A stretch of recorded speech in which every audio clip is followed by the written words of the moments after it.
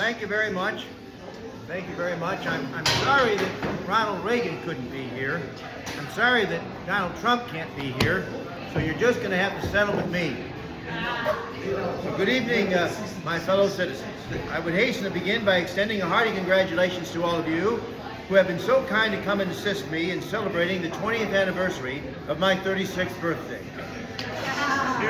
It's nice to be talking to a group of working people because I can congratulate you on having jobs, and I do hope you have jobs. I have a job. I'm a Northern Illinois University event staff coordinator, and that's in DeKalb County. I hear there's a job opening in Kane County Board District 13. I've been interviewing for the job these last few months, and I'm here with another job interview before my boss.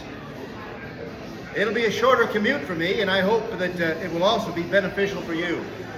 Actually, it's my 56 years since I've come into this world, fortunate to be born in the greatest and richest country in the world, and also to two fine, distinguished, and decent and good parents.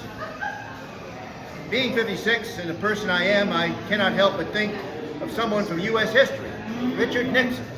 Today is daylight savings time. Let that sun shine on in. I take that as a good omen. The connection with Richard Nixon here is I now am the same age he was when he became our 37th President of the United States. I think I look a lot younger. Also, speaking of birthdays, January 9th, 1913 was the birthday of two people I know of, our 37th President and my grandmother on my mother's side. Also, on my birthday in 1970, Nixon was in the White House working wonders, and Watergate was just another D.C. hotel. Once a man was visiting his very rich friend, and he had swimming pools, 3 swimming pools, and he had one for those who knew how to swim, another for those who knew how to swim but didn't like swimming, and the third was empty. It was for those who could not swim. And he also had cars in his garage with trunks about 8 feet long with that much in the back seat for room, and there was a big oak tree that he said he transplanted 100 miles away to give him shade in his backyard behind one of his swimming pools. And he said, "What do you think of that, my friend?" And his friend responded, "Well, that just tells me quite clearly all that Uncle Sam does with all my tax dollars." Welcome again, good friends. Thank you very much for joining me here at this rally at Alley 64. You know, 1964 was an electoral landslide for the wrong party. I hope this rally at Alley 64 will be a landslide for the Republican column. And as there was an LBJ landslide in 64, there can be an ALC landslide in 26. Well, I'll tell you, what I've been able to accomplish in 10 years in politics is next to a miracle. I'd like to do more. But let me say, I have offered up, I have abandoned my political career to the providence of God. Amen. Amen. Help me win. As you know, I've been involved in Kane County politics since I signed on as an election judge in 2016. I am grateful to be a member of this great Kane County Republican organization.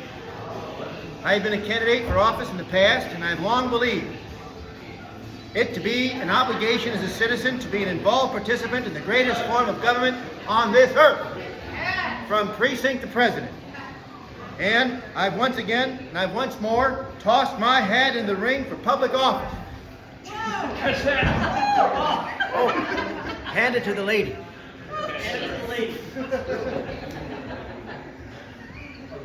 For Kane County Board District 13. You know, in 2022, it's rather interesting and very heartwarming. I ran for the first time for Kane County Board.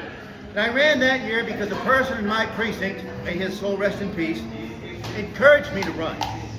Because he admired my campaign in 2020 for Congress. And he thought I should give it another try on a more local level. And so I answered the call, and I ran in the primary, and I gained 414 votes with 29.70% of the vote. No win, but I got some votes. In 2024, I stepped forward to run for circuit clerk, and I was unopposed in the primary. A little luck there. I appreciated the fact that the voters delivered me 18,816 votes in the primary, and in the general election, I received 100,320 votes with 47.6% of the vote. Closer to 50 plus 1, closer to the 50 plus 1 majority. In the St. Charles Township alone, I received 13,784 votes, 654 more votes than my Democratic opponent. I tell you. So it's very gratifying, and not as gratifying as being a winner, let me tell you, but I'll tell you this. My political campaigns make me feel like the man who came to a little town and asked directions for another town, and he was told to take a shortcut over the mountains. And then by the sunfall of that very day, he found himself in the same old town. And he said, well, at least I'm holding my own. My fellow citizens, I take this opportunity to keep on keeping on, to continue forward in my efforts to win elective office as a servant leader of the people. Now why do I believe this so strongly? Because I'm a citizen, and I'm not an idiot. Now I participate in the life of the polis, and that's why I don't fit Aristotle's definition of an idiot. That's one who did not immerse himself in the life and the affairs of the polis or the city-state. Now 4,000 years later, an idiot is somebody that doesn't agree with you politically. But you understand where he's coming from. I feel obliged to do all that I can in a dedicated service to the body politic. An office holder should act in persona publica, in the person of the public. I believe this to the core of my being. I live my life in the service of God, country, and truth, striving always for nobility of soul. I believe that nobleness is in everyone, and it is the responsibility, it is the duty of the leader to bring that nobleness out of his fellow citizens. Till all success be nobleness, and every gain divine in America the Beautiful. And if that happens, then a new glory can shine on our path and then upon our face. Perhaps the biggest reason why I'm in politics is patriotism, my love of country. Perhaps the most comprehensive definition of patriotism was given by Noah Webster, the schoolmaster of the Republic. And he wrote that patriotism is the passion which aims to serve one's country, either in defending it from invasion or protecting its rights and maintaining its laws and institutions in vigor and in purity. Patriotism is the characteristic of a good citizen, the noblest passion that animates a man in the character of a citizen. Passion and service, my friends. I have a passion to serve my fellow citizens in public office, and I stand before you to ask your support. In the Army, there is a wake-up call called reveille. Hearken unto this wake-up call. We hear the same political talk forever about raising taxes. The Democrat incumbent of the board currently calls raising taxes fiscal management. I call it betrayal. It's like the guy with those 3 swimming pools. I'm Anthony Catella, an Army veteran and a former Boy Scout. And I run not to grow the government. I don't ask anyone's permission to run to grow the government. I run to ask to decrease the government and increase the citizen. The county board likes to play fiscal shell games with your money. While they claim to be balanced, they actually have been raiding our cash reserves, $22 million in 1 year alone, just to keep the lights on in a bloated bureaucracy. They even attempted to force a sales tax hike on you, which 75% of you rightly rejected. We don't have a revenue problem, we have a spending addiction. We currently use $14 million in extra interest income to patch holes instead of returning that surplus to you, the people. There are just too many board members who think this is their money. Well, it isn't. It's your money, needed for retirement, your children's education, their money for a new home with less property taxes to pay. If I do anything on this board, I'm going to convince these tax and spenders that the power, the money, and the decisions of this county belong to the people of this county, and the board members are there to do the people's business and not their own. Here's my dismantling plan. So sensible, you could call it Sensenomics. It's smaller government, larger citizen. We will have a forensic overhaul. Any program that is redundant or failing to provide a measurable benefit will be terminated by the Terminator. We'll get him back in action. We'll terminate zombie programs that exist merely to justify a budget. We need to end non-essential spending. We will immediately defund high-priced consultants and non-mandated studies. The business of government is to stay out of your business. And the method of raising revenue ought not to impede the transaction of business, but encourage it. Tax relief isn't just about numbers. It's economic freedom. Capitalism and free enterprise, the sine qua non of our economic prosperity as a people. When you pay thousands of dollars on a property tax alone, and one voter told me that she spends $9,000 to $10,000 a year on property taxes, that property tax is a wall around you. This is a wall being built around you. High taxes are a wall between us and the American dream. There is a powerful signal that we can give our county government. We who believe in economic freedom, we who seek real tax relief and prosperity for our county, we are here at this wall. We're here to tear down this wall. And I say tear down this wall and prosperity will run down like waters and wealth like a mighty stream. Yeah. Prophet Amos. And really, isn't it true that the dollars are better spent by the family that earned them than by the government that taxed them? Yes. Tax relief is the only way to breathe a new life into our political economy. The power of your vote is my guarantee.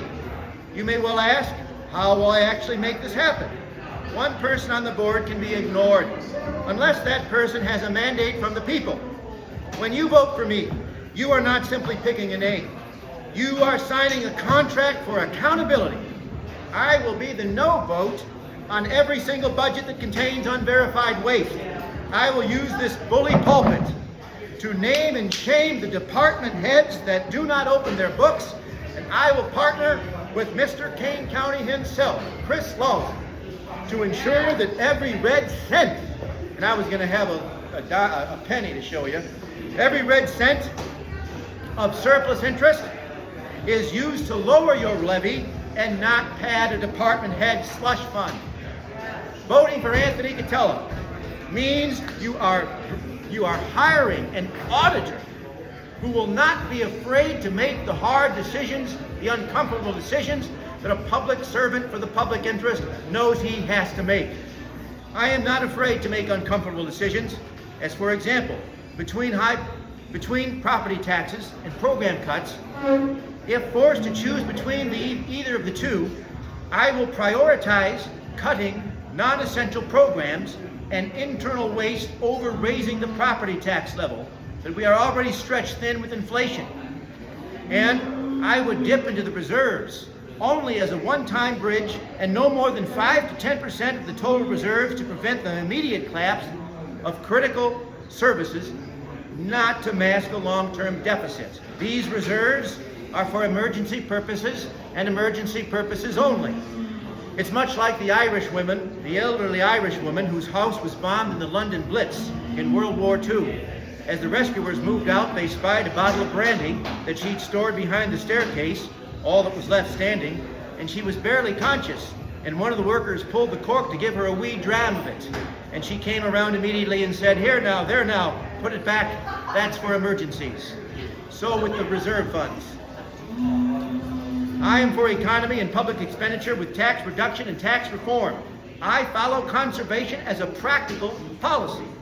Plenty is at our doorstep, but a very generous use of it languishes in the very sight of the supply. And that's because of incompetent management of county revenues. We need not play a blame game, but we need recognize the problem and cooperate with each other to solve the problem. The way to solve this problem is to reduce the cost of government. I propose a drastic economy of public expenditure because I oppose waste. Extravagance lengthens the hours and diminishes the rewards of labor. I am for economy, not just to save money, but to save our people. Besides our money, our people are one of our most precious commodities and resources. Think of the parable of the talents. This is an economy that works for you and not against you. The citizens of this county who work honest jobs are the ones who bear the cost of government. Every dollar carelessly spent means their life is much more the meager, and every dollar prudently saved means their life is made the more abundant. We seek a more abundant life for all of our people. This is the ideal economy, and economy is idealism in its work clothes. And now, let me give you a veteran's pledge. In the Army, soldiers don't wait for a problem to solve itself. They go into action with a battle plan. When problems beset his county, much as his country, a soldier goes into action by going into politics fast and hard. I'm in politics just that way. I'm a loyal Republican and an honest citizen who believes that united we stand means that we stand against the waste drowning our families. Make haste to help me make things right. Now I know that we won't make things right overnight, but we will make them right. I'm asking you, as I'm asking all Kane Countyans, please join me as we chart this new course for Kane County. Our forefathers, like Elias Kent Kane, worked hard to build our county. Now, help me to rebuild it. And together, we'll make Kane County great again. Thank you very much.